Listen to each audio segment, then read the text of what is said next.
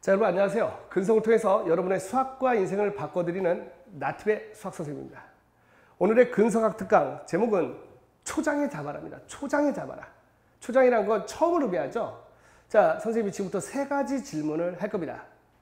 우리는 정말 궁금해하는 어떤 질문들이 다 가지고 있어요. 저도 마찬가지고요. 어렸을 때 고민 중에 하나가 뭐냐면 사자와 호랑이가 싸우면 누가 이길까 했어요. 사자와 호랑이가 싸우면 누가 이길까? 아마 지금도 궁금하고 뭐 유튜브라든지 검색하면 그걸로 싸웁니다. 누가 이겨요? 힘센 놈이 이깁니다. 이게 무슨 얘기예요? 이건 어리석은 질문이에요. 사자와 호랑이를 붙여봤대요. 그런데 뭐 호랑이가 이겼대요. 근데 사실 뭐 북한에 있는 영상에서 봤대. 그걸 분석해봤더니 호랑이는 수컷, 사자는 암컷. 그러면 누가 이겨요? 호랑이가 이기죠. 근데 반대로 숫사자와 암호랑이 붙인다면 누가 이길까요? 숫사자가 이길 확률이 높겠죠. 뭐 숫사자도 늙은 사자라면 어쩔 수 없지만. 근데 그러면 호랑이 중에서 가장 센 놈하고 사자 중에서 가장 센 놈이 싸우면 누가 이길까요? 그거는 그날 컨디션입니다. 알 수 없어요. 쓸데없는 질문이라는 겁니다. 걔들은요 같은 고양이과예요. 그러니까 그날 컨디션 좋고 힘센 놈. 근데 그 힘센 놈 우리 모르잖아요. 근데 우리는 그런 데에 관심을 기울인다는 겁니다. 좀 안타까운 얘기긴 한데 인간은 원래 그래요. 강한 걸 좋아해요. 그렇죠? 자, 근데 제가 호랑이와 싸워서 이길 수가 있다면 여러분 믿으시겠어요? 호랑이와 나티베가 싸웠는데 나티베가 이깁니다. 아니라고요? 중요한 질문이 하나 빠졌잖아요. 어떤 호랑이냐예요. 이제 갓 태어난 이제 한 40일 된 호랑이라면 제가 발로 차면 그 호랑이가 죽을 거예요. 물론 걔가 1년쯤 지나고 나면 제가 인수분해 되겠죠. 어떤 호랑이냐가 중요한 얘기예요. 오늘 주제가 뭐라고요? 초장, 처음에 잡아랍니다. 우리가 호랑이와 사자를 이길 수 있다는 사실을 이제 아시겠습니까? 그리고 결론, 사자 호랑이가 싸우면 누가 이길지 모르지만 사자가 동물의 왕으로 불리는 이유가 있어요. 왠지 아세요? 유일하게 고양이과 중에서 집단 생활을 합니다. 호랑이는 참 강하고 멋있죠. 혼자서 고독하게 있지만 그러면서 개체수가 줄어들어요. 한 산을 호령하고 하지만 사자는 뭉쳐서 합니다. 프라이드라고 하거든요. 군집단체를. 그래서 호랑이는 강하긴 하지만 동물의 왕이라고 불리진 않잖아요. 그렇죠?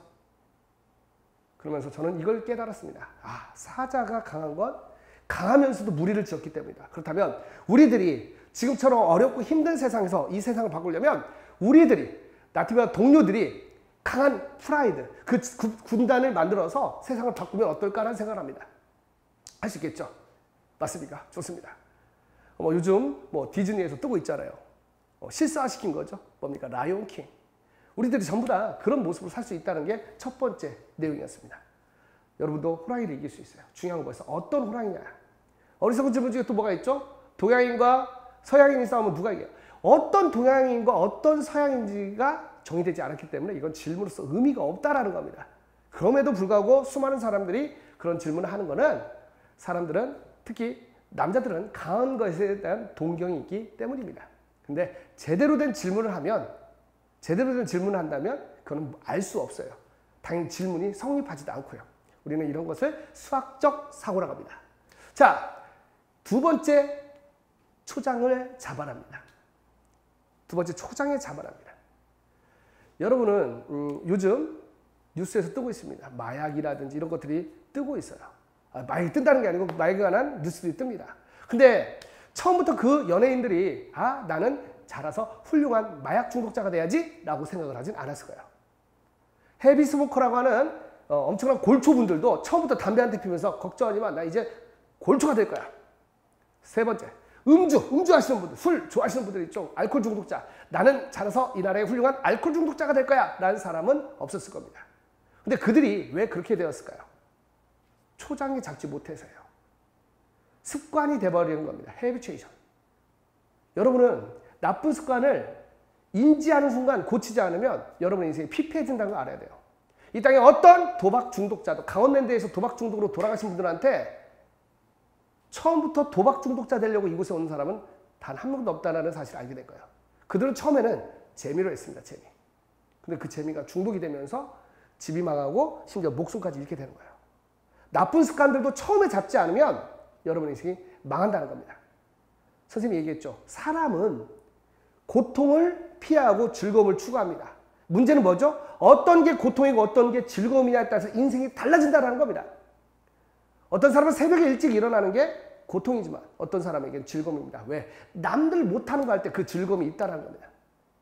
선생님의 제자들 중에서는 공부를 잘하는 친구들이 꽤 많습니다. 그 친구들 책상에 앉아서 책을 피는 게 결코 고통이 아닌 거예요. 그러니까 여러분이 고통과 즐거움을 어떻게 정의하냐에 따라서 여러분의 삶이 달라진다는 사실을 아셔야 되는 거예요. 나쁜 습관은 초장에 잡아야 됩니다. 오늘 가서 여러분은 다이어리를 펼쳐놓고 또는 백지를 꺼내놓고 본인이 고치고 싶은 습관을 나열해 보세요. 그걸 잡는 데 집중하셔야 돼요. 그러면 성공은 따라오게 돼 있다고요. 저 또한 그랬습니다. 제가 안 좋은 습관, 선생님 얘기를 하자면 야식 습관. 학원 강사다 보니까 밤에 가면 그렇게 맛있어요. 교촌 치킨이 맛있고요. 그렇게 족발, 콜라겐 때문에 먹어도 돼. 맛있다고요. 근데 그 끝은 뭐죠? 안 좋은 걸로 이어지죠. 그걸 고치기 위해서 지금도 노력하고 있어요. 그 과정에 집중하는 겁니다. 그러려면 프로그램을 짜야 돼요.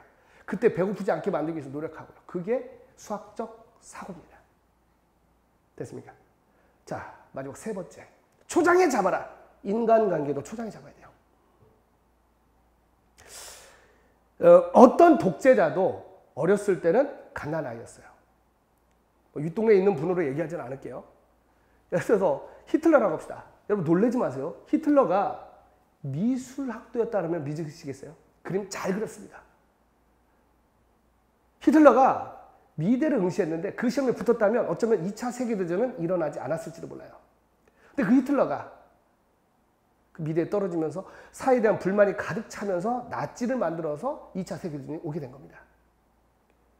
어떠한 독재자도 어렸을 때부터 나는 독재를 할 거라고 생각하지 않았어요. 환경에 따라 바뀌면서 괴물이 된 겁니다. 인간관계도 처음에 잡아야 됩니다. 그러니까 데이트 폭력으로 당하는 여성이라면 처음에 그런 조짐이 보인다면 어디서 이 새끼가 하면서 그때 작사를 내놔요. 그럼 무서워서 못합니다. 아이들도 마찬가지예요. 근데 이 정도는 괜찮아. 이 정도는 괜찮아 하다가 나중에 되는 거예요. 혹시라도 친구 때문에 그런 관계 때문에 어려운 친구는 그걸 이겨내지 않으면 너무 힘들어져요. 가끔가다 안타까운 소식들 듣잖아요. 친구 교우관계 때문에 나쁜 선택을 하는 친구들한테 꼭 전해드리고 싶은 거예요. 근데 만약에 늦었다면 그 자리를 피해야 됩니다.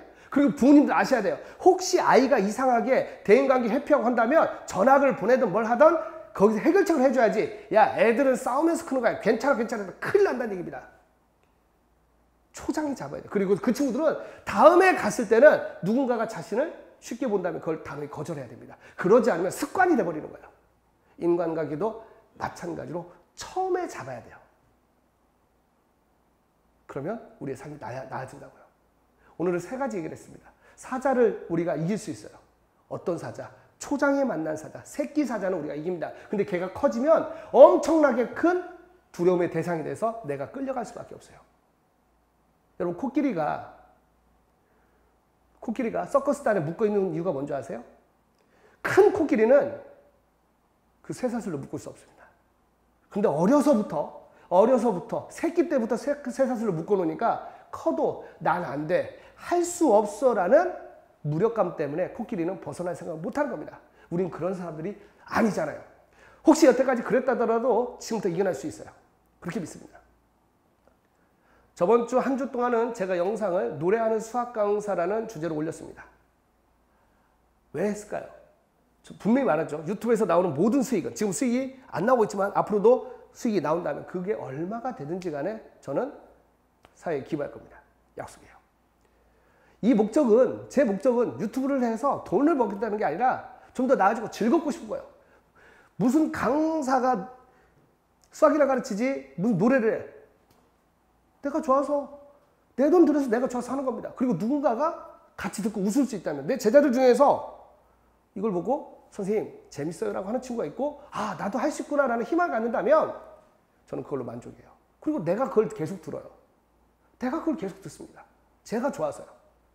사회에 해되는 것이 아니고 본인이 할 수 있는 거라면 저는 그거는 환영입니다.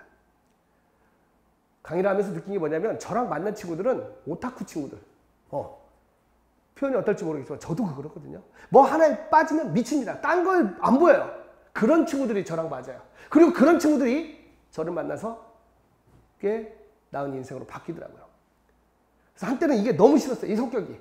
뭐 하나에 빠지면 남은 거 못 보고 이것만 보는 그게 싫었는데 이제는 아니에요. 여러분 그런 게 있다면 더 성공할 수 있다는 그런 기본 자질이 된 거라고 여러분 확신하십시오. 저는 몰랐어요. 너무 좋더라고요. 이제는 알아요. 애들에게 말합니다. 뭔가에 꽂힐 수 있다면, 뜨거울 수 있다면 우리 인생을 바꿀 수 있는 거예요. 그 뜨거움은 초장에 잡는 게 아니라 초장에 불을 활활 타오르게 만드시면 됩니다. 나쁜 것은 초장에 잡아서 고쳐갑니다. 좋은 성격은 격려합니다. 그럼 우리 인생이 달라져요. 우리는 한 번뿐인 인생을 살고 있습니다. 그 인생에 우리가 동료가 돼서 거대한 프라이드, 군단이 된다면 대한민국 넘어서 세계가 바뀔 수 있을 거라고 생각합니다. 그리고 대한민국가 세계를 못 바꾸더라도 적어도 나는 바꿀 수 있을 거예요. 잊지 마세요. 근성, 포기하지 않는 성격이야. 우리는 동료입니다. 그렇죠. 우리는 사자를 이길 수 있어요. 새끼 사자. 그리고 우리는 나쁜 습관을 고칠 수 있어요. 그리고 우리는 인간관계도 잘할 수 있어요. 아시겠죠? 우리는 근성이 다릅니다. 여러분, 근성.